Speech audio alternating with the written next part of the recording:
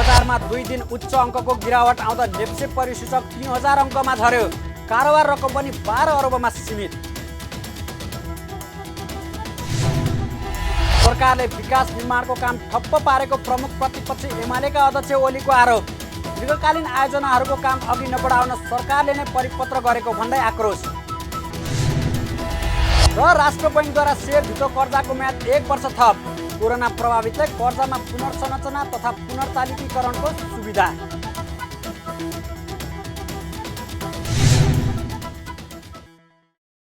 हामी छौं पल पल तपाईसँग,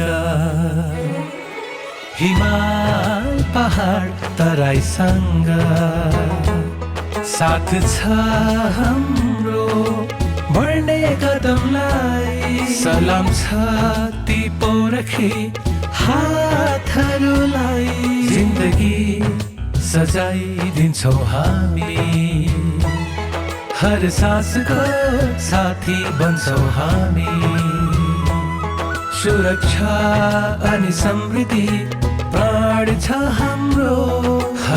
आफू पनि बचौं, अरूलाई पनि बचाऊ। आजै नेपाल लाइफमा जीवन बिमा गरौँ। हामी हौ नेपाल लाइफ। नेपाल लाइफ, किनकि जीवन अमूल्य छ।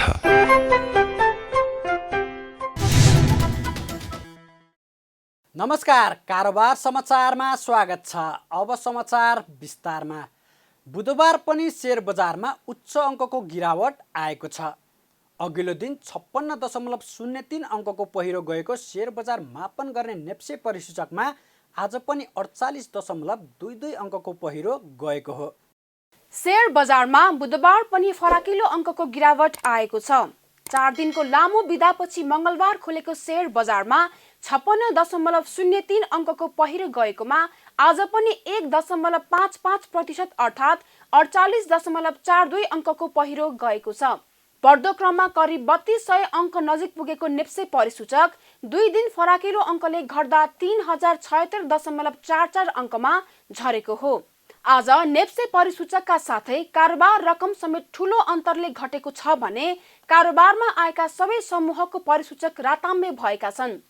दिनभर कुल 227 कम्पनीको 1,95,49,000 किता शेयर 12 अर्ब 9 करोड रुपैयाँमा मात्र किनबेच भएको छ।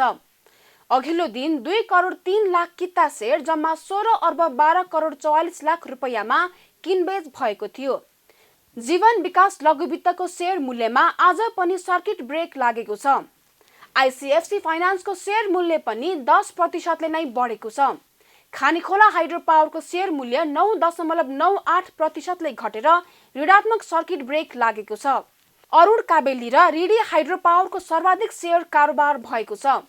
दुवैको करिब समान 48 करोड 71 लाख रुपैयाँ बराबरको शेयर कारोबार भएको हो। यस्तै अरुण भ्यालीको 46 करोड 71 लाख, नेशनल हाइड्रो पावरको 36 करोड 28 लाख र आइसिएफसी फाइनान्सको 35 करोड 97 लाख रुपैयाँको शेयर किनबेच भएको छ। प्रमुख प्रतिपक्ष दल नेकपा एमालेका अध्यक्ष केपी शर्मा ओलीले देश जोगाउनका लागि सरकारले अध्यादेश ल्याएको भन्ने सत्तारूढ नेकपा माओवादी केन्द्रका अध्यक्ष पुष्पकमल दाहालको भनाइप्रति आपत्ति जनाउनु भएको छ। अध्यक्ष ओलीले अहिलेको सरकारले देश जोगाउनका लागि अध्यादेश ल्याएको भनेर अध्यक्ष दाहालले बिल्कुलै झुट बोलेको दाबी गर्दै देशका अगाडि बेइमानीपूर्वक कुरा नगर्न पनि चेतावनी दिनुभयो। बुधबार मुलुकको पछिल्लो राजनीतिक घटनाक्रम लगायतका विषयमा पत्रकार सम्मेलन गरी उहाँले पहिलो आफूले जारी गरेको अध्यादेश र अहिले सरकारले जारी गरेको अध्यादेशको उद्देश्य र मनाशयमै फरक रहेको दाबी समेत गर्नुभयो। आफ्नो पार्टी फुटाउनका लागि ल्याएको अध्यादेशले देश जोगाउनका लागि भन्ने भनी प्रश्न पनि गर्नुभयो। मैले पनि भन्ने मौका पाएँ। अर्को सोध्नुभयो, एकजना मित्रले भन्नुभयो यो पहिलेको र अहिलेको उस्तै होइन, कोही नअल्मलिनु होला उस्तै होइन भनेर। यति चाहिँ उहाँले सत्य बोल्नुभयो। वाक्यको अंश चाहिँ सत्य बोल्नुभयो। पहिलेको र अहिलेको अध्यादेश उसै प्रयोजनका लागि उस्तै प्रयोजन, उस्तै नियत, उस्तै मनसाय, उत्तिकै संवैधानिक प्रश्न होइन। कानुनी हिसाबमा उस्तै होइन, यो फरक छ।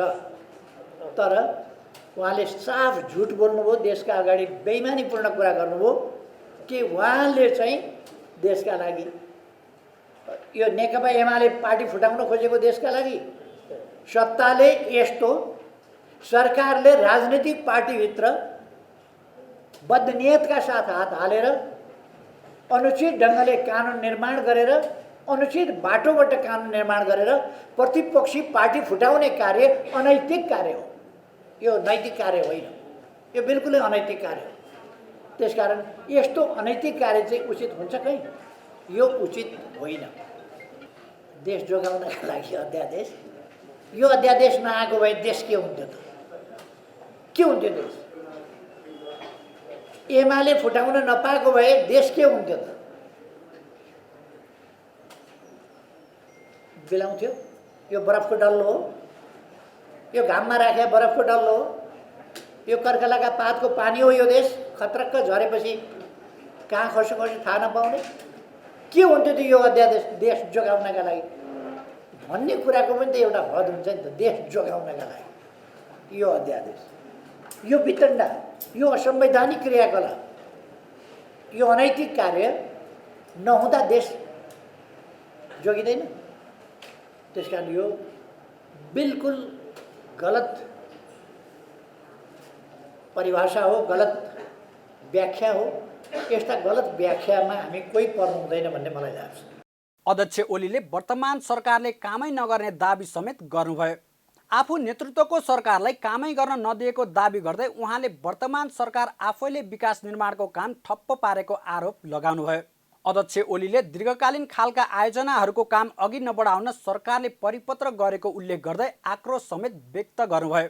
उहाँले मेलम्ची खानेपानीको आयोजना आगामी वैशाखभित्र काठमाडौँ ल्याउने कुरा गरे पनि सरकारले सोही अनुसारको काम अघि बढाउन नसकेको दाबी पनि गर्नुभयो। सरकार काम गर्न, हिजो सरकारलाई काम गर्न दिएन, काम गर्न पाएन धेरै। अहिलेको सरकार कामै गर्दैन, नकाम मात्रै गर्छ, भत्काउने काम गर्छ, बिगार्ने काम गर्छ, स्थिति बिगार्ने काम। विकास निर्माणका कुरा अहिले बजेट रोकिएको छ। दीर्घकालीन महत्त्वका दीर्घकालीन आयोजनाहरू स्टप गर्नु, रोक्नु भनेर लिखित परिपत्र गरेर सरकारले रोकेको छ। पुनर्निर्माण प्राधिकरण जसले पुनर्निर्माणका काम गर्दै थियो, त्यो इन्जिनियरहरू, त्यो प्राविधिकहरू, उनीहरूको तनखा पारिश्रमिक रोकिएको छ, जसले गर्दा पुनर्निर्माणको काम जहाँ पुगेको थियो त्यहीँ ठप्प भएको छ। विकास निर्माणको काम ठप्प भएको छ। जुन कामहरू ठेक्का लागिसकेका थियो, अगाडि बढिसकेका थियो, त्यो मात्रै चालु छ। अब नयाँ कामहरू हुनेवाला छैन, ठेक्का लाग्नेवाला छैन। उहाँहरूले हामीले भनेका थियौँ मेलम्ची बाढी पहिरोले गर्दाखेरि त्यसको मुहान पुर्यो, तर हामी सन् 2021 भित्रमा ल्याउँछौँ र पहिलो जनवरीसम्ममा, 1 जनवरीसम्ममा काठमाडौँमा पानी ओह्राल्छौँ भनेका थियौँ। उहाँहरूले वैशाखसम्ममा ओह्राल्छौँ भने म तपाईँहरूलाई भनिदिन चाहन्छु, वैशाखसम्ममा उहाँहरूले काठमाडौँमा पानी ओह्राल्नुहुन्न। किनभने उहाँहरूले सिन्धको भाँच्नु भएको छैन, त्यता फर्किएर हेर्नुभएको छैन। गफले पानी आउँदैन, कामले पानी आउने हो। उहाँहरू काम गर्नु। अध्यक्ष ओलीले माधव नेपाल सहितका पार्टीले निष्कासन गरेका 14 जना सांसदलाई कारवाही गरेको सूचना जारी नगरेको भन्दै सभामुख अग्निप्रसाद सापकोटाको चर्को आलोचना समेत गर्नुभयो। उहाँले पार्टीले निष्कासन गरेका आफ्ना सांसदहरूको मुद्दा विचाराधीन छ भनेर सभामुख सापकोटाले राजनीतिलाई गिजोल्ने काम गरेको भन्दै आक्रोश व्यक्त गर्नुभयो। माधव नेपाल नेतृत्वको नेकपा एकीकृत समाजवादी पार्टीका नेताहरूको शनाखत भएको छ। निर्वाचन आयोगमा बुधबार सो पार्टीका नेता तथा सांसदहरूको शनाखत भएको हो। प्रमुख प्रतिपक्षी दल नेकपा एमालेबाट विभाजित नेपाल पक्षका नेताहरूले सरकारले 20% पुर्याएर पार्टी विभाजन गर्न सकिने राजनीतिक दल विभाजन सम्बन्धी विधेयक ल्याएसँगै नेपाल पक्षले निर्वाचन आयोगमा पार्टी दर्ता गरेको हो। नेपाल पक्षले नेकपा एकीकृत समाजवादी पार्टीको 30 सांसद र 55 जना केन्द्रीय सदस्यहरूले शनाखत गरेसँगै पार्टीले निर्वाचन आयोगमा दल दर्ता प्रमाणपत्र पाउने भएको छ। शनाखतपछि सञ्चारकर्मीसँगको संक्षिप्त कुराकानीमा नेकपा एकीकृत समाजवादी पार्टीका नेता मेटमणि चौधरीले हालमा 55 जना केन्द्रीय सदस्य र 30 जना सांसदहरूले शनाखत गरेको र विक्रम शाही, सोमप्रसाद पाण्डे, रामप्रीति पासवान र राजन राई 4 जनाको शनाखतका बारेमा निर्वाचन आयोगमा छलफल भइरहेको बताउनुभयो। उहाँले सांसदहरूमा सोमप्रसाद पाण्डे, माया ग्यावाली, तुलसा थापा र शारदा देवी भट्टको पनि शनाखत गर्न निर्वाचन आयोगले दिए 34 जना सांसद पुग्ने बताउनुभयो। शनाखतको लागि हामी 55 जनाको नाम निर्वाचन आयोगमा दर्ता गरेका छौँ। 56 मध्ये भास्कर काफ्ले बाहेक अहिले जेएन कमरेड हामीसँग हुनुहुन्न, यद्यपि उहाँको पनि भइसकेको छ। 55 जना कमरेडहरू, केन्द्रीय कमिटीका सदस्य कमरेडहरू शनाखत गर्ने काम गर्नुभएको छ र बाँकी विक्रम शाही, सोमप्रसाद पाण्डे, रामप्रीत पासवान र राजन राई गरेर 4 जना कमरेडहरूको पनि निर्णय हुँदैछ। यदि यहाँहरूको निर्णय भयो भने 59 जना केन्द्रीय कमिटीका सदस्य कमरेडहरूको शनाखत हुने भयो र सांसदहरूमा 29 जना सांसद र 1 जेएन कमरेड सहित 30 जना कमरेडहरूको मान्यज्यूहरूको शनाखत भएको छ र बाँकी सोमप्रसाद पाण्डे, माया गेवाली, तुलसा थापा र शारदा भट्ट यी 4 जना मान्यज्यूहरूको पनि शनाखत हुन बाँकीको छ। यदि यहाँहरूको पनि शनाखत भयो भने 34 जना मान्यज्यूहरूको शनाखत हुन्छ। यता महन्त ठाकुर नेतृत्वको लोकतान्त्रिक समाजवादी पार्टी लोसपाका नेताहरूको पनि बुधबारै शनाखत भएको छ।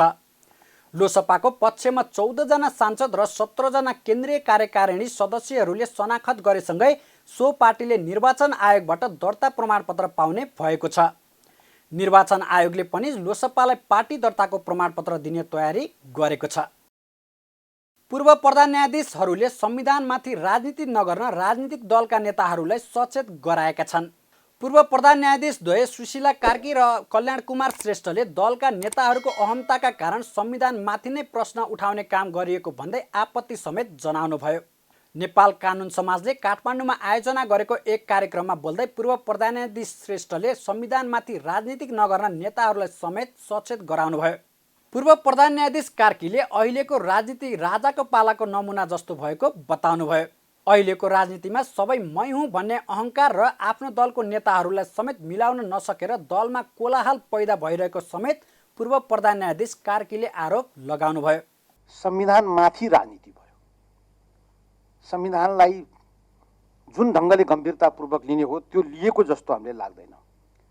सत्तामा कब्जा गर्ने दृष्टिकोण अहम रह्यो र संविधानले तय गरेका मूल्य मान्यताबाट आबद्ध रहने कुराहरू अलिक कम रह्यो जस्तो लाग्छ। त्यसो हो भने हाम्रो संविधानले राजनीतिलाई आधारको रूपमा काम गर्न सक्यो कि सकेन, एउटा 100 प्रश्न हामीसँग छ जस्तो मलाई लाग्छ। यो चाहिँ हामी संसदीय प्रणाली अन्तर्गत चलिरहेको मुलुक हो। हामी धेरै समयदेखि यसमा छौँ, विभिन्न रूपमा सही। र संसदीय प्रणालीको कार्यान्वयनको सिलसिलामा कम्तीमा 8 पटक चाहिँ विघटन भएको छ। विभिन्न सरकारले यो दल त्यो दल छैन। राजनीति अथवादेखि देशको शासन कुनै एउटा दलले चलाउँछ भने त्यो दलले एउटा नमुना, एउटा उदाहरण र एउटा शासनको चाहिँ एउटा उदाहरण गरेर कसरी मुलुकलाई चाहिँ एउटा सञ्चालन गरेर लिएर जाने, कसरी राम्रो भन्दा राम्रो काम गरेर लिएर जाने भन्ने हुन्छ। तर यहाँ त भएन। यहाँ त भत्ताभुङ्गे राजाको चाहिँ एउटा नमुना जस्तो एउटा चाहिँ त्यस किसिमको जताततै आफ्नै दलभित्र पनि कोलाहाल, दलका नेताहरूलाई मिलाउनै नसक्ने, दलको गर्ने नसक्ने, आफै जे कुरो पनि आफै मै हुँ भन्ने खालको त्यो एउटा अहम त्यस्तो प्रवृत्ति हामीले देख्यौँ। कार्यक्रममा राजनीतिक दलका नेताहरूले पनि संविधानको नेतृत्व गर्ने दलहरू नै संविधान कमजोर पार्न लागि परेको स्वीकार गरेका थिए। कार्यक्रममा नेपाली काङ्ग्रेसकी सचेतक पुष्पा भुषाल, प्रमुख प्रतिपक्षी दल नेकपा एमालेका नेता खिमलाल भट्टराई, सत्ता साझेदार नेकपा माओवादी केन्द्रका नेता तथा पूर्व मन्त्री वर्षमान पुन लगायतले धारणा राखेका थिए। नेपाल उद्योग वाणिज्य महासङ्घका वरिष्ठ उपाध्यक्ष चन्द्रप्रसाद ढकालले नेपाल धितोपत्र बोर्डको सदस्य पदबाट राजीनामा दिनुभएको छ। सर्वोत्तम सिमेन्टको सेयर कारोबार प्रकरणमा मुछिएपछि उहाँले बोर्डको सदस्यबाट राजीनामा दिनुभएको हो। ढकाल महासङ्घबाट प्रतिनिधित्व गर्दै बोर्डको सञ्चालक समितिमा हुनुहुन्थ्यो। उहाँले बुधबारै बोर्डको सञ्चालक समितिमा आफू नरहने भन्दै महासङ्घका अध्यक्ष शेखर गोल्छालाई पत्र बुझाउनु भएको थियो। उहाँले आफ्नो सट्टा अन्य पदाधिकारीलाई प्रतिनिधि पठाउन आग्रह पनि गर्नुभएको छ। सर्वोत्तम सिमेन्टको बुक बिल्डिङ प्रक्रियामा रहेका बेला सोही कम्पनीमा आफ्नै श्रीमतीको नाममा सेयर किनेपछि विवादमा तानिएका नेपाल स्टक एक्सचेन्ज नेप्सेका प्रमुख कार्यकारी अधिकृत चन्द्रसिंह साउदले मङ्गलबार मात्रै राजीनामा दिनुभएको छ। सो प्रकरणमा साउदसँगै धितोपत्र बोर्डका अध्यक्ष भीष्मराज ढुङ्गाना र अन्य पदाधिकारी पनि मुछिएका छन्। अर्थ मन्त्रालयले सो विषयमा छानबिन प्रक्रिया सम्पन्न गरी आवश्यक कारबाहीको प्रक्रिया अगाडि बढाउने तयारी गरेको छ। प्रतिनिधि सभाको अर्थ समितिका सदस्यहरूले पनि सो प्रकरणमा संलग्नलाई निलम्बन गर्न सुझाव दिएको थियो। नेपाल राष्ट्र बैङ्कले मौद्रिक नीतिको घोषणा अनुसार मार्जिन प्रकृतिको सेयर धितो कर्जालाई सीमाभित्र ल्याउनका लागि 1 वर्षको समय दिएको छ। सीमित व्यक्तिहरूले बैङ्कबाट सेयर धितोमा अत्याधिक कर्जा लिएर पुनः बजारमै लगानी गर्दा जोखिम बढ्दै गएको निष्कर्ष निकाल्दै केन्द्रीय बैङ्कले मार्जिन प्रकृतिको कर्जालाई कडाई गरेको हो। राष्ट्र बैङ्कले निर्देशन जारी गर्दै सेयर धितोमा एक ग्राहकले एउटा इजाजत पत्र प्राप्त संस्थाबाट अधिकतम 4 करोड र सबै इजाजत पत्र संस्थाबाट अधिकतम 12 करोड रुपैयाँसम्म कायम गरेको छ। तर निर्देशन जारी हुनु अघि सीमाभन्दा बढी कर्जा लगानी भएकोमा त्यस्तो कर्जालाई भुक्तानी अवधि वा आगामी 1 वर्षमध्ये जुन पहिले हुन्छ सो अवधिभित्र नियमित गर्न बैङ्क तथा वित्तीय संस्थाहरूलाई निर्देशन दिएको छ। सीमित व्यक्तिहरूले बैङ्कबाट सेयर धितोमा अत्याधिक कर्जा लिएर पुनः बजारमै लगानी गर्दा जोखिम बढ्दै गएको निष्कर्ष निकाल्दै केन्द्रीय बैङ्कले यसलाई कडाई गरेको हो। मौद्रिक नीतिमा यो व्यवस्था उल्लेख भएसँगै लगानीकर्ताहरूले यसलाई फिर्ता गर्न अर्थमन्त्री तथा गभर्नरलाई दबाब दिएका थिए। यसै गरी राष्ट्र बैङ्कले पुँजी कर्जा र निक्षेप सीसीडी अनुपातको व्यवस्थालाई खारेज गर्दै बैङ्क तथा वित्तीय संस्थाहरूलाई कर्जा निक्षेप सीडी अनुपात अधिकतम 90% कायम गर्न सक्ने व्यवस्था पनि गरेको छ। हाल तोकिए भन्दा बढी सीडी अनुपात भएका बैङ्कहरूलाई समायोजनका लागि 2079 असारसम्मको समय समेत दिएको छ। बैङ्कहरूले सीडी अनुपात हिसाब गर्दा पुँजी कोष र ऋणपत्र बाहेकका 1 वर्ष वा सो भन्दा बढी अवधिको विदेशी मुद्रामा लिएको ऋण तथा यस बैङ्कबाट प्रदान गरिएको पुनर्कर्जा रकमलाई निक्षेपको रूपमा गणना गर्न सकिने व्यवस्था गरिएको छ।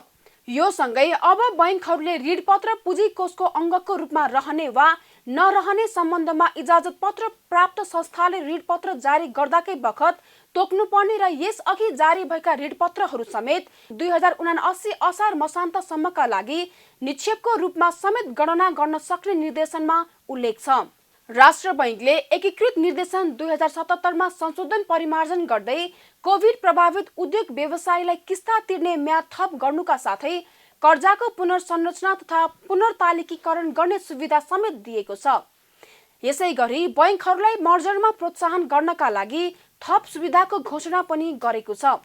निर्देशनमा कोभिड-19बाट अति प्रभावित क्षेत्रहरूमध्ये होटल, ट्राभल, ट्रेकिङ र हवाई सेवा जस्ता बाहिर पर्यटकमा निर्भर रहनुपर्ने व्यवसायीलाई परेको असर मूल्याङ्कन गरी 2079 असारसम्मको ब्याजलाई छुट्टै हिसाब राखी 2 वर्षसम्ममा कम्तीमा 4 किस्तामा असुली गर्ने व्यवस्था मिलाउनु र ब्याजलाई पुँजीकरण गर्न नपाइने र थप हर्जना तथा पेनाल्टी लिन नपाउने व्यवस्था गरिएको छ।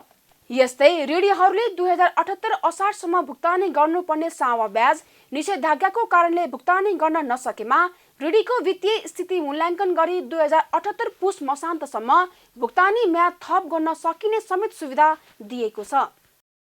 कारोबार समाचारमा अब सुन चाँदी र विदेशी विनिमय दर सम्बन्धी जानकारी।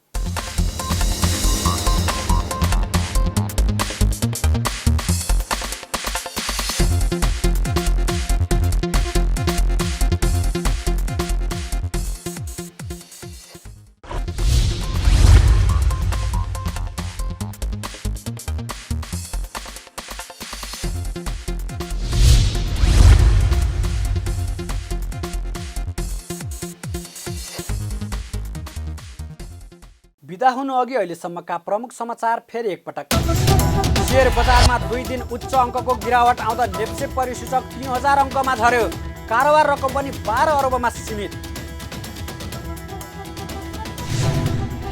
सरकारले विकास निर्माणको काम ठप्प पारेको प्रमुख प्रतिपक्षी एमालेका अध्यक्ष ओलीको आरोप। दीर्घकालीन आयोजनाहरूको काम अघि नबढाउन सरकारले नै परिपत्र गरेको भन्दै आक्रोश। र राष्ट्र बैङ्कद्वारा सेयर धितो कर्जाको म्याद 1 वर्ष थप। कोरोना प्रभावितलाई कर्जामा पुनर्संरचना तथा पुनर्तालिकीकरणको सुविधा।